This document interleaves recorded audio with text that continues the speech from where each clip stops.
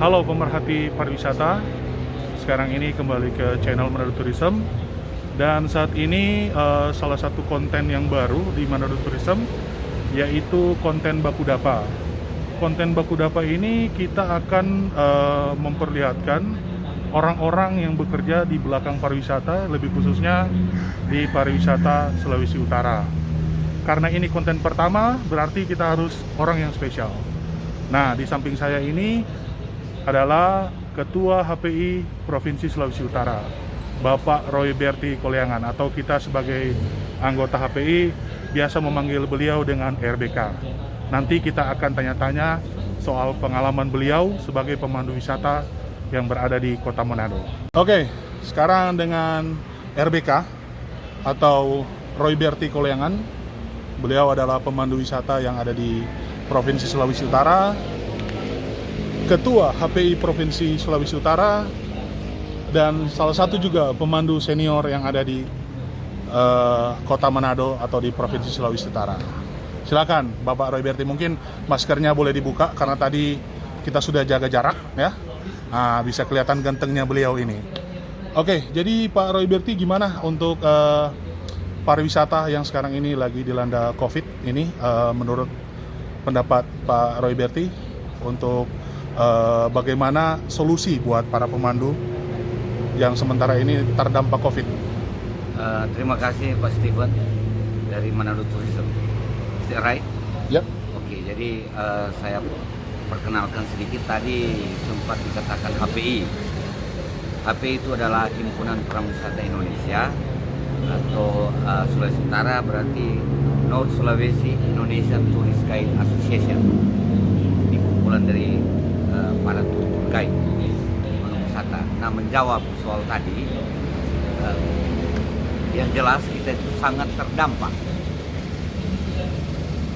Pertama kali terdampak itu sudah pasti para wisatanya, apalagi tour guide-nya. Jadi jika tidak ada tamu, pasti tour guide tidak bekerja. Oh. Tapi untuk ya namanya kita juga harus cari makan ya.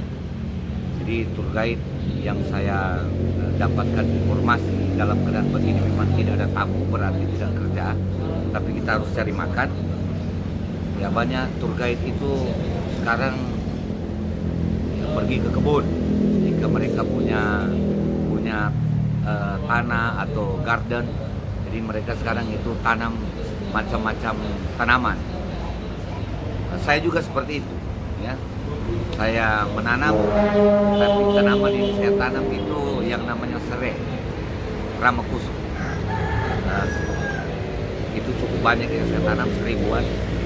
Di samping itu saya juga ya seperti Pak Steven ya, apa boleh buat untuk mengisi waktu.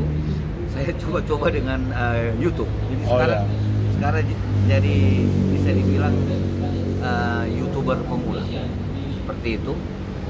Dan ternyata setelah saya buat YouTube, akhirnya terpikir untuk mengatasi nih kekosongan pikiran ini, karena untuk mengatasi hal-hal yang jangan sampai kita harus berbuat negatif. Nah, YouTube ini saya buat dan saya bisa beraktivitas dengan YouTube ini, dan saya mulai menseriusi YouTube ini mumpung belum ada tamu. Oke. Ya. Tapi saya berharap ya seperti yang kita sudah dengar bersama, bahwa kemungkinan itu September atau Oktober, tergantung dari situasi dan kondisi, akan segera dibuka. Saya berharap sudah ada masuk tamu-tamu. Oke, jadi kita tetap berharap untuk pariwisata bisa jalan lagi. Nah, menurut pendapat Pak Roy, gimana itu kita mengantisipasi keadaan new normal untuk pariwisata? Sedangkan untuk penerapan new normal itu bukan hal yang mudah, karena proses kehidupan kita seperti biasanya itu yang biasa berdekatan dengan tamu. Ketika ada tamu ingin menanyakan sesuatu, itu otomatis kita harus mendekat. Nah, itu bagaimana kira-kira untuk mengantisipasi kalau menurut pendapat Pak Royberti? Jadi yang jelas begini, pemerintah sudah berusaha untuk mencari solusi, melakukan yang namanya protap. Kita harus ikuti protap ini. Jadi protap pada umumnya menggunakan masker, selalu cuci tangan, pakai hand sanitizer. Kita mencoba untuk menghindari keramaian dan juga jaga jarak serta tetap jaga kesehatan. Ya, itu pada umumnya. Nah, di dunia pelayanan pariwisata, nah ini betul-betul SOP-nya. Terutama untuk tour guide, SOP-nya itu tidak seperti SOP yang di saat sebelum ada COVID. Ya, namanya kalau di sebelum ada COVID kan kita SOP orientasian pelayanan. Jadi kita harus melayani, mungkin kayak tadi harus say hello, berjabat tangan. Ini tidak. Jadi tetap SOP-nya ini yang kita ikuti.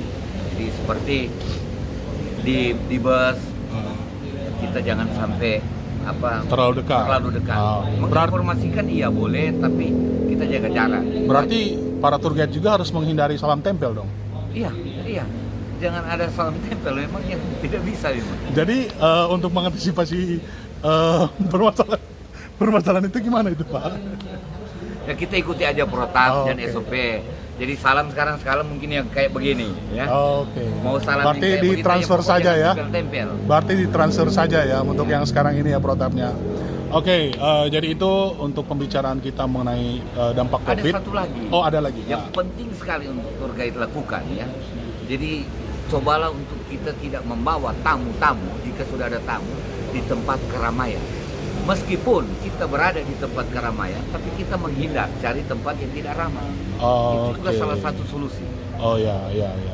Oke, jadi itu kita sudah mendengarkan pengarahan dari beliau ya sebagai ketua HPI. Nah, sekarang kita akan tanya-tanya pengalaman beliau sebagai tour guide karena beliau ini juga salah satu tour guide senior ya. Jadi kita akan tanya bagaimana beliau berkarir sebagai pemandu wisata, mulai dari tahun berapa ya beliau berkarir sebagai pemandu wisata? Dari tahun 1988. Ada baiknya kalau mau lihat yang pengalaman itu ada video saya di Manado Siar TV, suka dan duka. Suka duka jadi pemandu wisata, tapi tidak apa-apa. Ini saya cuma Bokaiwan Siawan. Ya, dan beliau juga ini menguasai beberapa bahasa asing ya. Yang saya kagum terhadap beliau ini Holland Sprakennya. Jadi beliau ini salah satu pemandu wisata yang mahir berbahasa Belanda ya. Jadi beliau bahasa asing ada berapa, Ketua?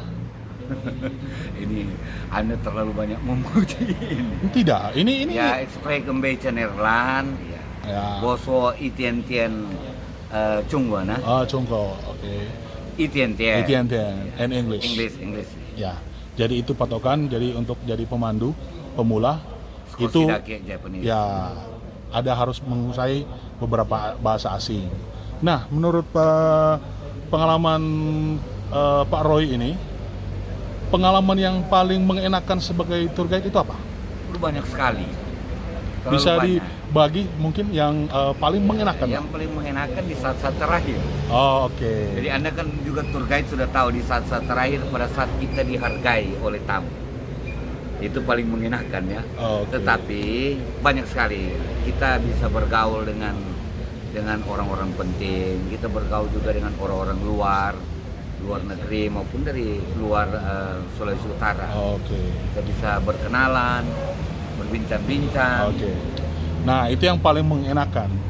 Kalau yang paling tidak mengenakan, karena kita ketahui dalam filosofi kita di dalam bisnis atau di dalam kegiatan pramuwisata ataupun kegiatan hospitality, itu filosofinya kita tidak bisa menyenangkan semua orang. Nah, semua tour guide itu pasti punya pengalaman yang tidak mengenakan di komplain tamu.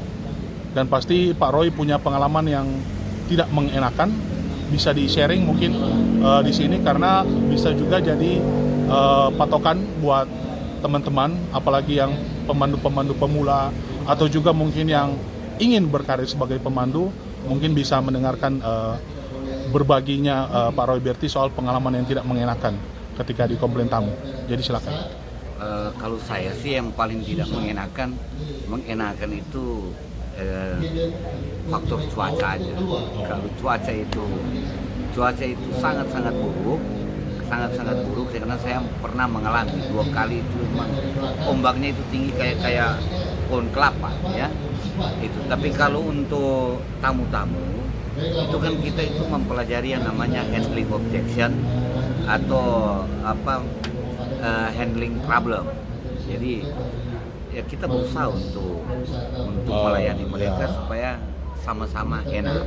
Jadi beliau ini boleh termasuk rekor ya, tidak pernah dikomplain tamu beliau ini. Jadi ini bisa jadi jadi inspirasi juga buat teman-teman bisa mempertahankan bahwa cara menghandling tamu itu manajemen konflik ya.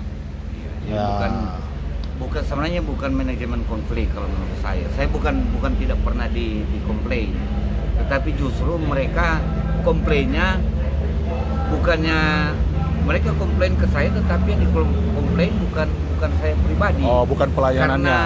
Karena ada pelayanan, misalnya pelayanan restoran yang sangat terlambat seperti itu. Tetapi kalau itu yang saya bilang sebelum kita dikomplain, apakah itu sebenarnya bukan masuk ke ranahnya kita. Kayak restoran, kita berusaha untuk telepon restoran untuk mempersiapkan tepat waktu supaya tidak terjadi komplain. Oke, jadi itu contoh salah satu ya komplain biasanya wisatawan soal makan ya atau di restoran ya. Jadi memang salah satu problematika di lapangan untuk para pemandu atau para pramu wisata yaitu bekerja tapi kadang-kadang ada sektor lain yang tidak sejalan dengan konsep kerja. Oke, jadi untuk Pak Royberti ya, kita tahu nih soal aturan sebagai pemandu wisata itu ada banyak ya. Nah, tapi kalau menurut filosofi Pak Royberti, untuk menjadi tour guide itu satu-satunya syarat itu apa? Maksudnya yang paling utama kalau menurut Pak Royberti. Memang syaratnya banyak, tapi kalau menurut Pak Royberti itu filosofi utama sebagai pemandu wisata itu apa? Ya, melayanilah dengan tulus. Oke. Ya, kalau saya sih melayani dengan tulus.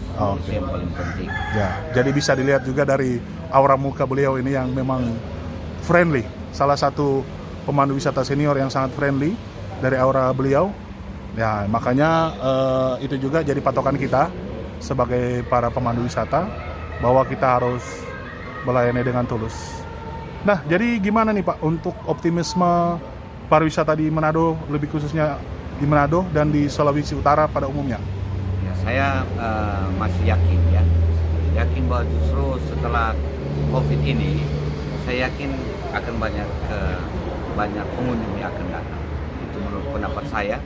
Karena memang pemerintah itu berusaha semaksimal mungkin, stakeholder berusaha semaksimal mungkin, termasuk Anda, tour guide, dalam keadaan begini selalu mempromosikan hal-hal positif. Oke, jadi itu wawancara singkat kita dengan Ketua HPI Provinsi Sulawesi Utara, Bapak Royberti Koleangan. Semoga ini bisa menjadi inspirasi dan semoga ini juga bisa berbagi pengalaman buat teman-teman pelaku pariwisata maupun yang ingin bekerja di industri pariwisata, lebih khususnya sebagai pramu wisata atau tour guide. Terima kasih.